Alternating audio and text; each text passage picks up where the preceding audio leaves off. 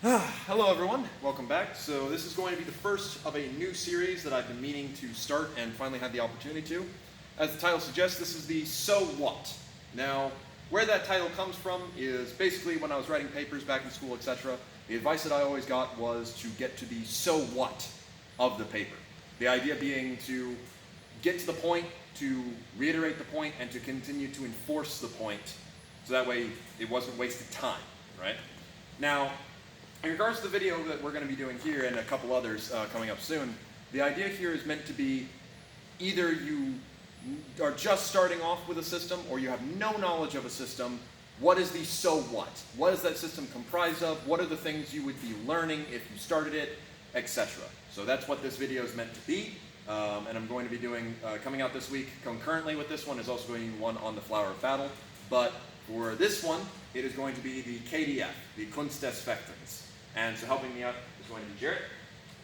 Now, to start off, we got to go a little bit of backstory. So the KDF, the Kunst des Fechtens, the art of fighting, comes to us from what would be modern day Germany and is attributed to a specific master known as Johannes Lichtenauer. Now, we don't necessarily have a ton of context on Lichtenauer himself.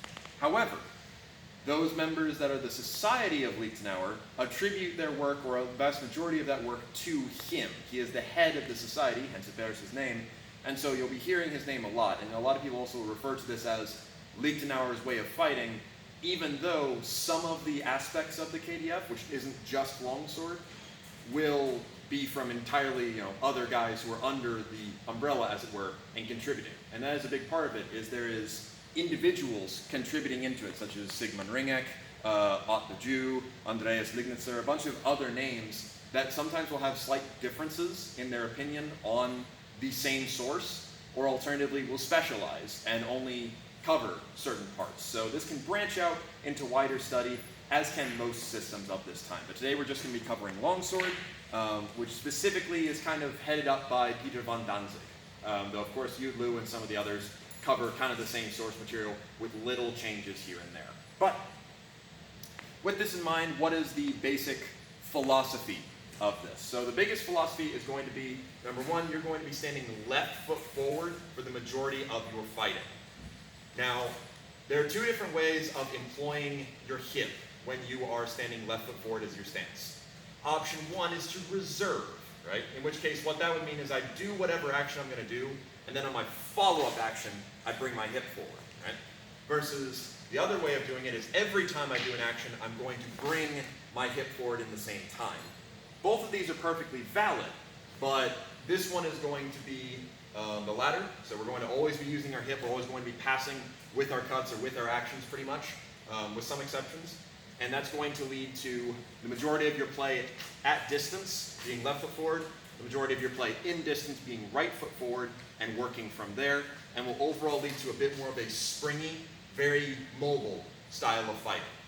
So bear that in mind. Now, another attribute of this, besides just using passing step footwork, is going to be our relationship to distance. A lot of times you are going to hear the phrase step left and then cut right. What me and several others interpret this to be is the idea of right now, Jarrett and I are out of distance. When I want to come into distance, I'm going to use this left step to bring myself in and adopt whatever action I'm looking to do against whatever action I have perceived him to do. So this left step brings me into distance and then loads me off to then launch my cut or action with my right step. Now it doesn't always have to be me going forward. That can also mean this left step just draws him in and I can come out of it. This left step can allow me to step sideways or other things along those lines. So it's a very versatile style of using your footwork there. And you'll see it in other systems, and when I get to those, I will mention it again. But for now, that's kind of what you're going to be looking at. Now, what this system is actually made up of is what's called the Zettel. The Zettel, or recital, is basically a poem. Now, this poem is meant to hide the art, as my dojo versus your dojo and all that great stuff that we don't need to worry about modern day. The idea is supposed to be that if you have been taught by the masters, you can look at it and it can remind you of what you are supposed to know. So this isn't meant to be a how-to guide. This is meant to be you already have had these lessons and this is a quick reminder. So it can be very cryptic at times. As such, sometimes it can be a little difficult to kind of boil it down, but what the Zettel is getting at, with the longsword at least, is the Hauptstücke. The Hauptstücke are literally the chief devices, and depending upon which source you read, there are either 17 or 12 of them. And later periods, sometimes that'll condense it into like rules for fighting or things along those lines, but chief devices is kind of what we're looking at the moment. Now this can be made up of a bunch of different things, and we're not going to be going over all of them, but we will go over the key ones. So the ones that you're going to be probably using and seeing most immediately. So first and foremost, our first Hauptstücke are going to be our chief cuts, of which there are 5. Besides this, we have our basic cuts, which are just going to be Ober, from either side, doesn't matter, Unter, from either side, doesn't matter, and then Mittel from either side. Those are your basic cuts. You've already got those coming in. We don't need to talk about them anymore. The only time that'll matter is in regards to him using them against me, and sometimes further down the line, we'll just throw a blow from above or below, right? Now, our first device is going to be the Zornhau. Now the Zornhau is referred to as a simple peasant strike. The idea being that basically it's Oberhau 2.0. You will very quickly learn how to essentially strike a Zornhau without much difficulty. What it counters is any other incoming strike, pretty much. So the idea here being that if Jarrett throws any sort of Oberhau at me, my Zornhau will counter it. The way that this works is by being, rather than a free kind of just out there hit, the Zornhau is much tighter, and I am focusing on cutting to this middle point where our blades will meet with the express purpose of getting in against him as effectively as I can. You can launch the Zornhau as an initial action as well. There's no real problem there, but more often than not, it is more apparent as a counter hit. So here is that again. I step into distance, and I just blow through. Now, sometimes the Zornhau can be interpreted as being a bit more at his blade as opposed to at him. I like to cut the difference, pun unintended, and hit, set his sword aside and hit him in the same tempo. However, there are times where I don't feel I can do that, and as such, my Zornhau will look more like this, where I'm dedicated a little bit more on his blade, not fully over, just a little bit more on his blade, and from there, I can launch my point at the opening. That is still a perfectly valid interpretation of the Zornhau, and under certain circumstances, I will use that as my Zornhau. Now, relatively straightforward, left step, right step with the cut, Bob Strong. Now our next one is going to be the Krumpfhau, and we're going to just focus off with these first dealing with the incoming Oberhau as all except for one do, right? So against a incoming cut, what I'm going to do is I'm going to come up, I'm going to drop down into this position called Schranklet. This opens up my head and gives him a very clear line of attack. I'm using that left step and me dropping down to guard to give him a very quick opening, so he's going to just go for it, right? So I drop down, I'm going to spring out to the side, push my arms over each other to deliver a cut onto his hands. This is a relatively simple device and is best used against people who aren't going to fight for the middle against you. This is the stuff that we just kind of mop up the trash with, as it were. So here's that one more time. Come down, spring out, hit him, and from there I can deliver whatever follow-up strike I want to do. Now our next device is going to be use of the Zwerchau. You'll also hear this pronounced as Zwerchau or Zwerchau, right? Some people do a harder H, some people do a softer H. Oftentimes a Z is spelled as a T in Old German. Bear in mind that it's kind of a S sort of sound. You can see it either way, you can hear it a bunch of ways. We're all mispronouncing this anyway, the Germans are rolling in their graves. But the Zwerchau is basically the idea of, I'm going to strike a high Mittelhau. I'm going to put my thumb on the blade like I did for the Krumpfhau, which will allow me to now strike with my short edge from above. This puts my strong in front of my head and protects me quite nicely. So now the idea being, I come up against him, he strikes at me, I now intercept his blade, my guard protecting me, and I hit him in the head. So here's that again. No problem. Sometimes this will end up more as a thrust, sometimes it'll end up more as a cut. Kind of depends upon how the distance is that day and when you launch. But I am stepping a little bit to the side just in case I muck up. Now our next one and our final one that is going to counter an Oberhau is going to be the Schielhau, right? Now the Schielhau it translates to splinter. And out of all of the names, this can be kind of the most difficult to interpret. Zorn means wrath, Krumpf means crooked, Zwerch means thwart, but when it comes to Schiel, Squinter, some people interpret this as the idea that you are supposed to focus on their blade, or alternatively, when you finish, you end up kind of turned profile, so only one eye is at them. There's a bunch of different ideas as to what this could possibly mean. The true analogy has probably been lost to time. But all I'm going to do here is I'm going to push my sword forward like it's a normal Oberhau. I'm going to stick my thumb up so that way it inverts in place to strike with the short edge and the tip against him. Now against the Ober, we're going to use this in two contexts. This is specifically useful against a guy who is called the buffalo, someone who strikes with just strength and doesn't really care a whole lot. Now there's two tempo I can hit him on with this. Number one would be if he rears up, I'm going to fill that gap with my thrust. You notice my sword turns sideways because I'm not trying to kill Jarrett. But I just fill that gap real quick. I'm thrusting him in the chest to be nice. You can plant this into someone's face if you really don't like them, or straight into the throat. My guard now goes high to protect me against anything he might throw. It literally catches on his hands, and of course if I needed to, I can step out while covering. So the idea here being, you're just shooting that point out nice and quick on the tempo of him pulling back. So here's that one more time. No real difficulty. The second time you can use it is when someone is already cutting at you. This is because as I throw this blade forward, rather than keeping my long edge forward, which would be like the Zornhau, when I turn it, the short edge will intercept, and it'll allow me to go more to my side and hit him. That'll look a bit like this. Not too difficult. Sometimes this ends up as a cut, like there, while I hit him in the head. Other times, if you get it just right, it'll end up as a thrust. Either way is particularly fine. So here's that again. Nothing too complicated. Now our final Meisterhau does not actually counter an Oberhau, so we're going to hold off on that for just a second. Because now it's time for us to talk about a different idea of the Hauptstücke. So those first were just the 5 basic strikes, -1. These are meant to be the Versetzen, or the Vorsetzen. And the idea here being is that it's us setting a pawn. Now this is where we got to learn a little bit of hunting terminology, because what these do is they counter the Verleger. Now, Verleger translates to 4 layers. That's L-A-I-R. The idea being a bit like an animal den. You're going to find a lot of hunting analogies, and if you want to know more about that, look up Jess Finley. But the idea here being that these are chief positions that I can take from which I can be safe, but also execute techniques. So of the 4 guards, they are these. Vamtag, which can look like a couple different things. The most common one you're going to see is just held here, kind of at the ear or at the shoulder, though the text actually describes it being held up above the head with extended arms. As a note, most times when it's something that you are just using as a guard, as a safe position, it's above the head. Oftentimes when I'm just looking to execute a technique, it will say to put the sword on my right shoulder, then execute it. This is still Vamtag, but it's more of just a position we move through as opposed to a position we fight out of. But you're going to see this most commonly, and it's going to become your friend very quickly. So, Vamtag. Next is going to be Ox, which means ox, very straightforward.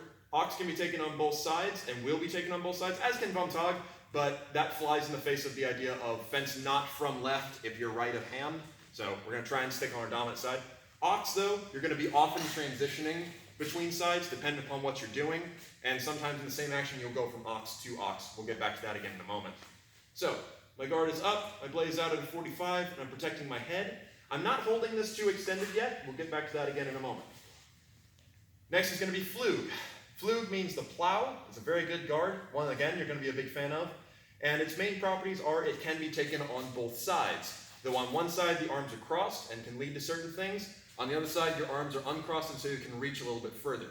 More often than not when you watch tournament footage or people just free sparring, people hang out in left Flug a lot. This is not necessarily a terrible thing as it makes you feel very safe, but it is limited. So bear that in mind. Our final guard is Alber, means the Fool. Now this one can be a little bit fun because why would you have a guard named the Fool? The idea here being that because I have moved my sword down low, as per Meyer's definition of why it's called the Fool, anytime someone throws a strike at me, I must take a tempo to defend before I can riposte, and only a fool would put himself on the back foot like that.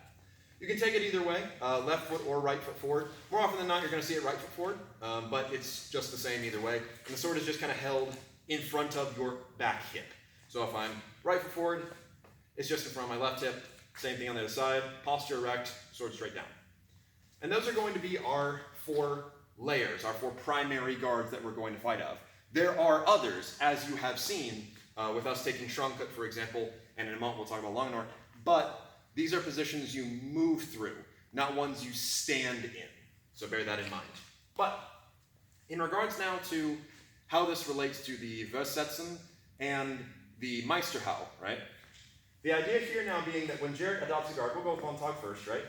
When he adopts a guard, what he's telling me now is, hey, you gotta come get me in this one specific opening, right?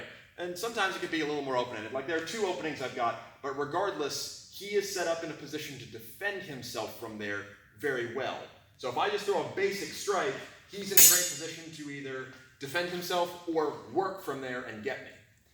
This means that I need to use these Meisterhau to specifically counter his motions. And this is where that term Versetzen, which again links back to hunting, is. The idea now being that, okay, I've got to drive an animal out of his lair, and this can mean several different things. And again, if you want to know more about it, look up Jess Finley, but it's a really cool analogy. So think of this like your prize hunting dog, you know?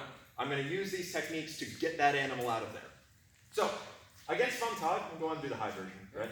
He's threatening a cut from above, so what I'm going to do is I'm going to step up, I'm going to use the Zwerchau to protect myself against his incoming cut, and hit him as we saw before. Though if he just remains in Montag, it's still no problem, because this still keeps me safe, right? Even if he's down at the shoulder version, this is still my best bet, as it protects me, and if he wants to defend himself, he will have to move his guard off to the side, but he's relatively short to prevent that cut from hitting him, which sets me up for a lot of follow-up actions. The Zwerchau is kind of like the winning technique a lot of times, because you can just kind of blitz somebody down, and this work can be done to all openings. But in this case, it's because we're forcing him into a narrow game. And that's another thing I want to point out, is that a lot of people accidentally say, oh no, my Master Strike failed because I didn't hit him in his guard. The point isn't to hit him. If we do, that's awesome. The point is to get him out of the guard and in a position where we can then fight him. But we'll get back to that again in a moment. So against Ox, we're going to have the Krumpfhau used again. This time we won't be doing it out of Schranke, we'll be throwing it out of the shoulder. Now the idea here is that he's open on that side. I'm going to use my offline step to cut to his opening. More than likely, he's going to move. If he makes the choice of bringing his tip across to try and defend himself, I'm going to hit that blade, push it down, and I can then work from there. Or if I see him doing that, I can also direct my cut to the hands. So here's that again, right? And I can just give him a nice whack there. Bunch of great options, or I can deceive him even more by pulling it and thrusting under. But the idea being, once I get him in the left ox, I have a lot of good advantages to work from. And if he's already standing in left ox, I don't care. Against just right ox, if he's going to just stand there, I'll hit him, right? Now, against Flug, that's where things are a little bit different. As Flug by itself is not actually that scary. The thing that's scary about Flug, and this is another Hauptstücke that you're going to learn, is that from here he can do what is called an Absetzen. So Absetzen means setting aside. The basic idea being, if I just hold my sword straight out, he's going to use his tip to direct across, which sets my sword way over here, whereas his sword remains on target. Absetzen can be done during parries, it can be done during attacks. It's kind of an automatic thing in some situations, but can also be used as its own device, right? Often on a thrust. And this can be done from ox to ox, which again, the Krumpfhau getting us out of the way is a very useful thing there. But more often than not, you're going to see it from Flug to Flug. The idea here being that if I just cut at his guard right now, he's going to set that aside and hit me in the same tempo. And I've seen a lot of people go out that way. It's not fun, right? So with that in mind, how am I going to deal with it? That's when I'm going to use the Schildhau. The idea here now being that I'm going to make him believe that I'm cutting straight at him, but when I do that turn, now my short edge is coming in. So as he pushes across, I have set him aside with my technique. An important thing to make this work is always to aim for his left shoulder, regardless of which one he's in, as this works on both sides. But you want to drive across, so that way as he pushes you, you have to go across his whole body before he's safe. So here's that one more time. No problem. And sometimes your hands will end up high, sometimes your hands end up low. Just depends upon how much force you're receiving. Now, the final Meisterhau that we didn't go over before is going to be our Scheitelhau. This is also sometimes referred to as an angle of cut. It means scalp cut. So you cut straight down the middle toward the head. This is often sometimes nicknamed the hair parter. The idea being I'm cutting his scalp right in half. A little bit fun. Now, you will find different interpretations of how to use this. but it can be thrown as just a general angle of attack. But in its Meisterhau version, it is meant to beat the guard of Alber. So, he has taken a low position and opened his head up. He must defend himself before he can hit me. And in modern context, there's a whole kettle of fish to talk about this. I will do a video talking about more modern things in this regard soon. But for now, the idea being that when I execute my cut, I'm going to cut straight down the middle for the top of his head to get as much reach as I can. This way, I force him to have to race me to that point. And this is where we get the idea of another Hauptstücke called Oberlaufen. Kind of like the idea of cup running over, right? Picture liquid going over something. The idea here being that he has to race me to that point. More often than not, I will beat him on speed. A cut from above can outreach a cut from below, not in literal terms, but in regards to getting to target. Not to mention, more often than not, he has to parry with his cross guard, or if he wants to, he can parry with his edge or his flat in a more horizontal way. What this can cause, if we do that, I can relax my arms to reach over that very easily. And even if he does successfully prevent me from getting up, go ahead and raise a little bit. Even if we're here, I can still work from there and do a lot of other fun things. I've driven him into a narrow place from which I have a lot of options. Now, the Scheitelhau in regards to being used as a cut, pretty common. One of the members of the Society of Lignar, Meister Yud Lu, he recommends you do it as a thrust instead. So his recommendation would be, rather than trying to cut at his head, I'm just going to go ahead and throw it as a thrust initially, so I'm already kind of lined up for that. And that can lead to some very tricksy stuff in regards to going at his face, pulling, then going at his body. Which actually leads us to another of the Hauptstücke, which is the idea of Zucken, right? So Zucken and these other ones that we're about to go over are just general techniques. So of them, there are things like some of the things we went over. Vorsetzen, Zucken is pulling. So if I cut here and he blocks, I'm going to pull it and then thrust underneath. Another one that we've briefly touched upon is the idea of winding. This is the one that's most important for you to learn. Anytime that we interact blade on blade, right, a couple things will happen. Either he will put himself very strongly against me, in which case I won't win that fight, I need to do something else, right? He'll be weak, in which case I can push through without difficulty. Or he'll meet me, right? When he meets me, I can't beat him on physical strength, so I'm going to use mechanical strength to beat him. I raise my strong up against his weak, so I get a free shot at him, basically. And winding can be done, there are 24 of them total. That's kind of all the angles you could end up doing winding at.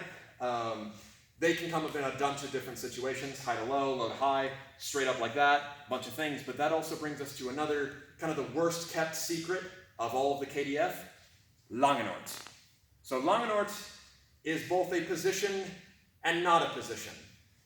So what I mean by this, Langenort can be looked at as just this, my long point, as that is what it means. But Langenort can also be this, it can also be this, it can be that, it can be this, it doesn't matter. The idea being that my point has now reached that certain point where I'm no longer back here in my normal fighting, I am out and extended. So like I said, Langenort is not a guard. It's one of those kind of secondary things that you will move through more often than others, right? Anytime I finish a cut, regardless of what cut it is, it will pass through / become Langenort for a moment.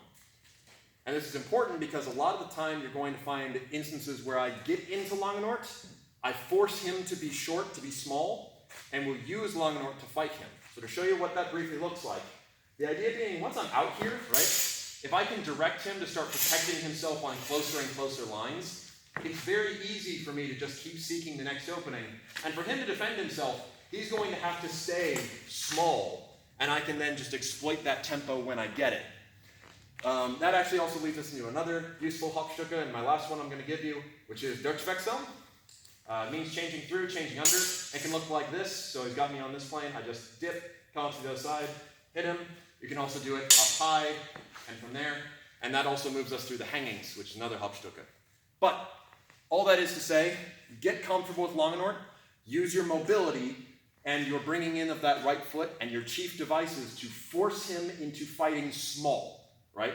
I want to get him to compact himself so I can keep working at him. And the best bit about Langenort and fighting from Langenort is that he either has to get me out of it, which is particularly difficult to do once I've got the tip in his face, if he tries to cut around it, I have nothing really to fear, right? As long as I keep my tip in the center and just direct my strong wherever his cut is going to go, I'm safe. And that's what makes long art really quite wonderful, and why it isn't just this position, it's kind of all of these positions. But either way, key takeaways. Mobility, left foot forward, bring the right foot up for your cuts, force him small with chief devices, work from there dependent upon how he tries to defend himself, and you should find good success. But otherwise, I've been rambling enough. Thank you very much, Jarrett. And that was our so what of the KDF Longsword. We will be returning to this system as it has some other weapons that come under it, and we will be kind of referencing back to this video a couple times. But either way, thank you very much for watching. Be sure to watch the Flower of Battle one as well, and we'll go over some other techniques another time.